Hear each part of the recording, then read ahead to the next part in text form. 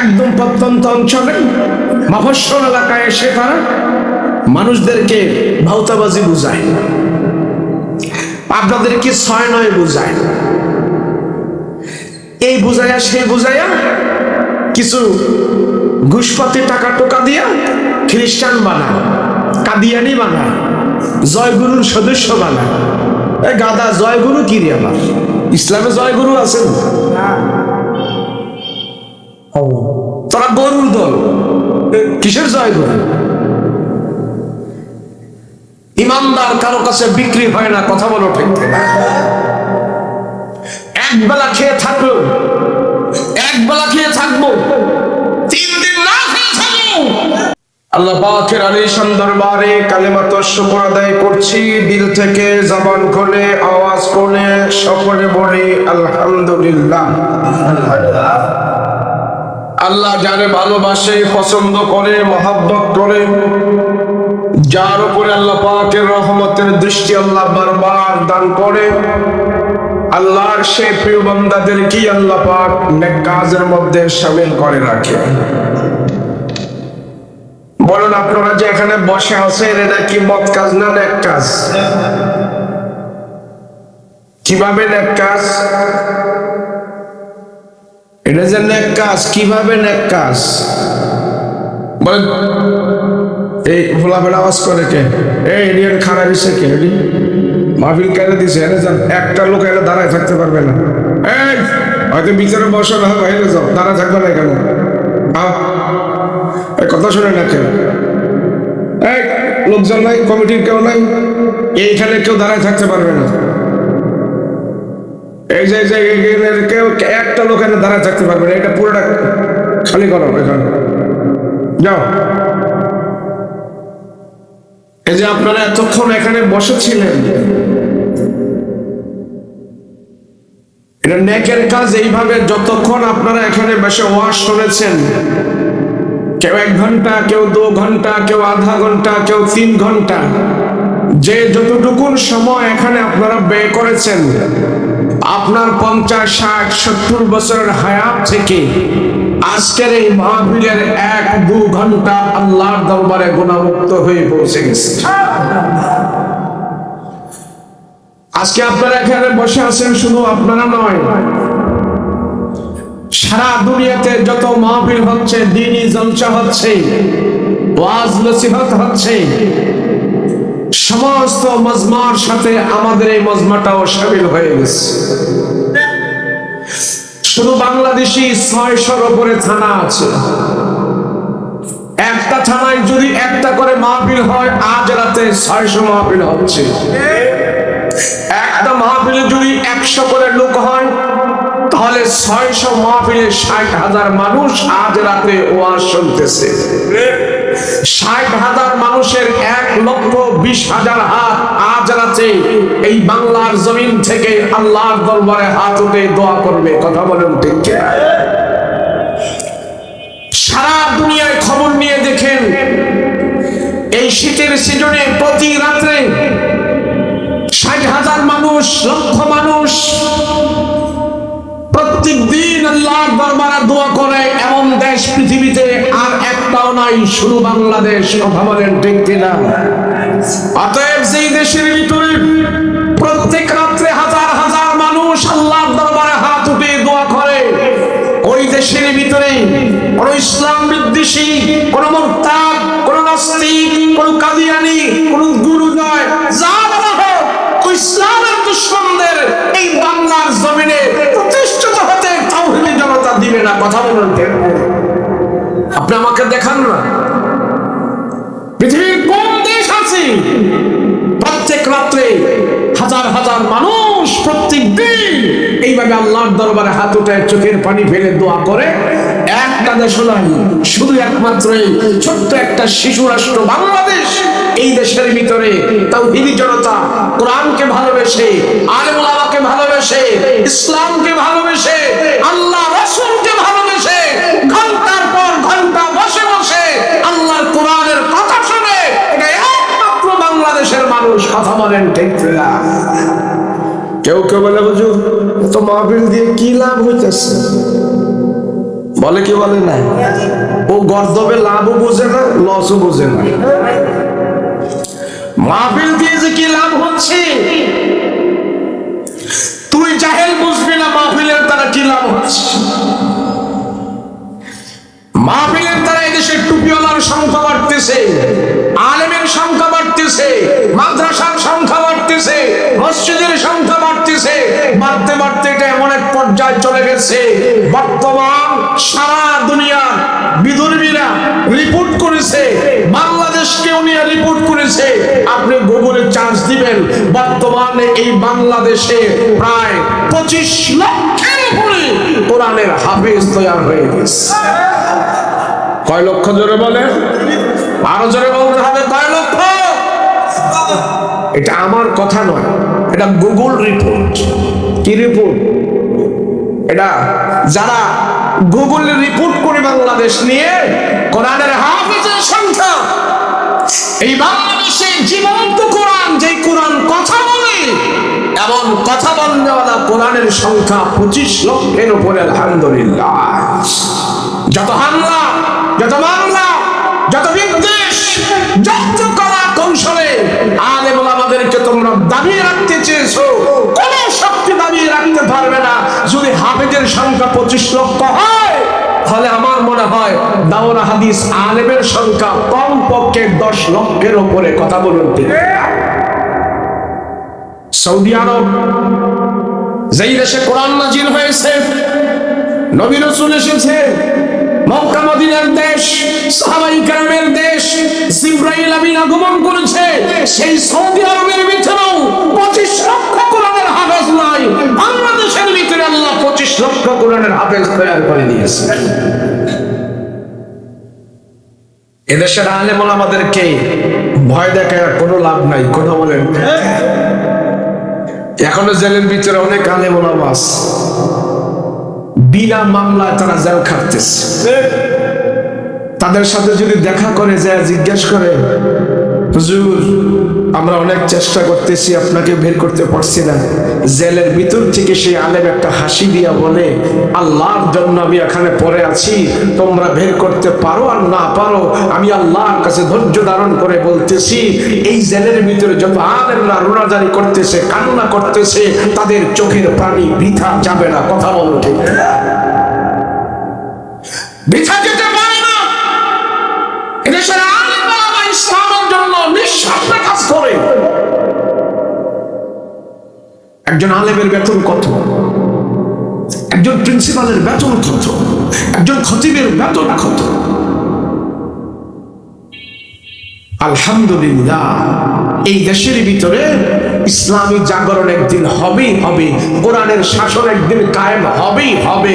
হতবা আগে, নয়তোবা আরো পরে, হতবা কোনো একদিন, নয় আমি না দেখতে পারি, কিন্তু এই জমিনে অনেক আলেমের রক্ত ঝরছে, বেঈমানরা অনেক আলেমের রক্ত ঝরিয়েছে। এই জমিনে জেলখানার ভিতরে আলেম আছে, শহীদ হয়েছে আলেম ওলামারা। রাসূলের বিরুদ্ধে কোনো কথা বললে সর্বপ্রথম কাদিয়ানীদের বিরুদ্ধে আলেম ওলামায় মাঠে নামে। ভয় দেখায় লাভ নাই, মরতে রাজি আছি।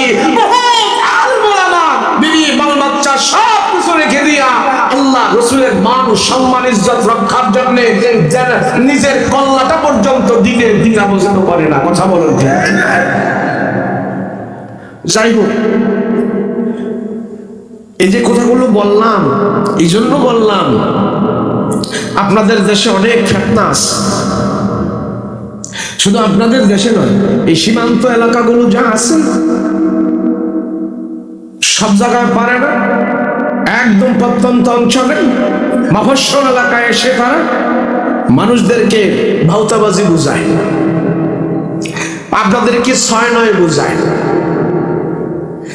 এই বুঝাইয়া সেই বুঝাইয়া কিছু ঘুষপাতি টাকা টোকা দিয়া খ্রিস্টান বানায়, কাদিয়ানি বানায়, জয়গুরুর সদস্য বানায়। এই গাদা জয়গুরু কি রে? আবার ইসলামে জয়গুরু আছেন? তারা গরুর দল। কিসের জয়গুরু? ইমানদার কারো কাছে বিক্রি হয় না। কথা বলো ঠিক? একবেলা খেয়ে থাকবো, 3 দিন তাদের সাথে আমাদের আপোষ নাই, কথা বলো ঠিক?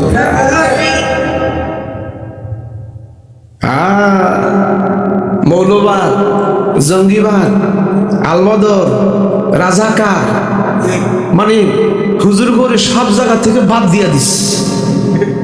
আল্লাহকে এত বাদ করিস না, তগরই বাংলাদেশের তো বাদ দিয়া দিই।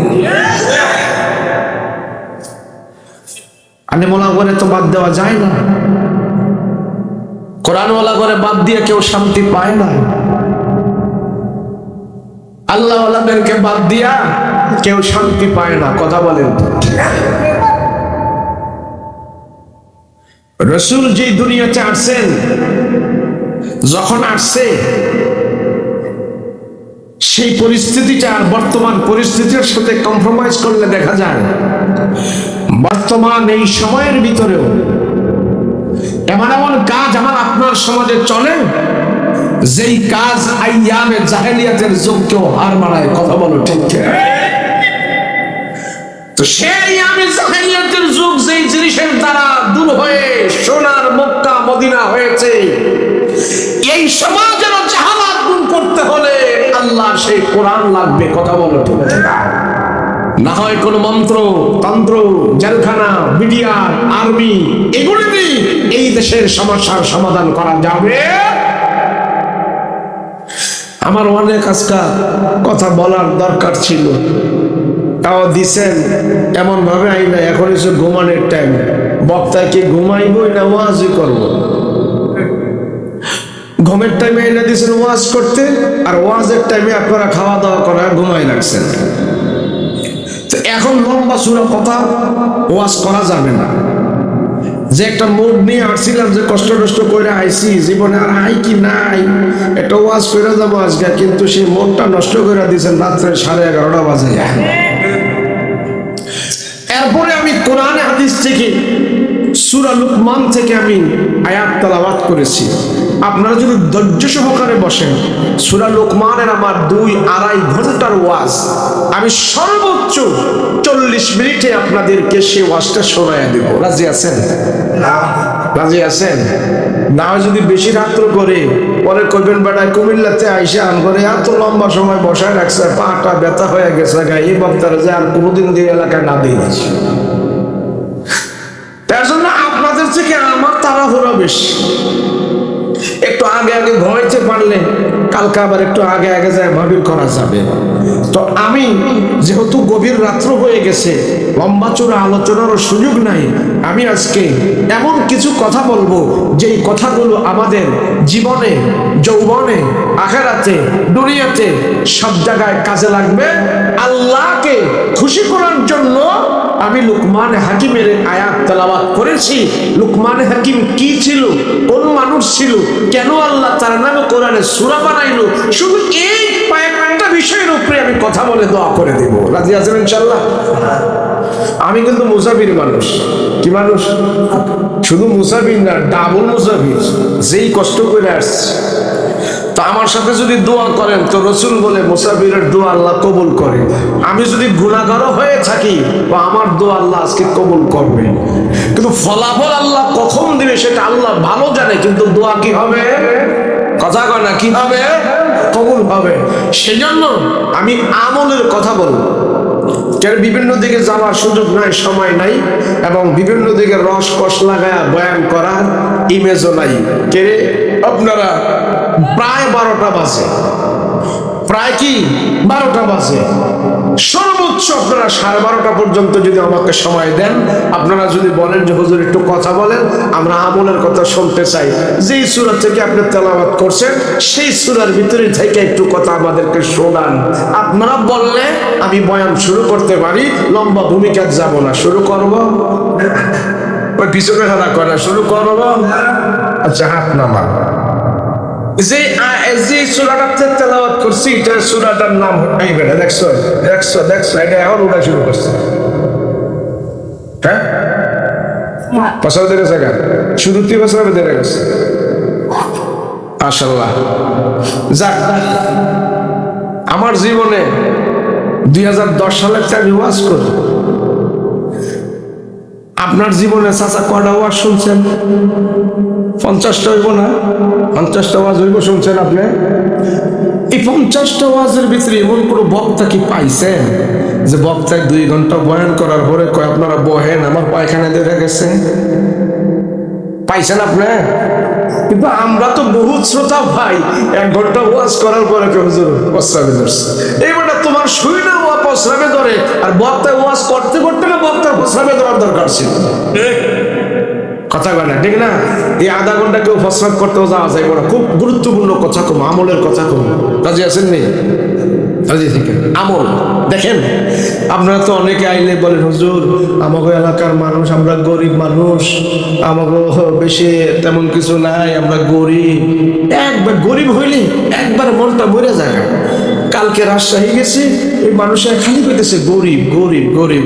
তা আমি কইলাম আপনারা তো গরিব গরিব কন, আমি যদি সময় পাইতাম তো প্রত্যেকে বাড়িতে চেক করতাম যে আজকে কয় কেজি করে গরুর গোস্ত ঘরের ভিতরে নিচ্ছেন, ঠিক না? গরিব, গরুর গোস্ত খাওয়ার বলা গরিব না, ইমানের আমলের বলা গরিব, তাই না? আরে কোন সময় গরিব হলো তা আল্লাহর রহমত। গরিব ধনীর 500 বছর আগে জান্নাতে চলে যায়। গরিব কয় বছর থাকবে?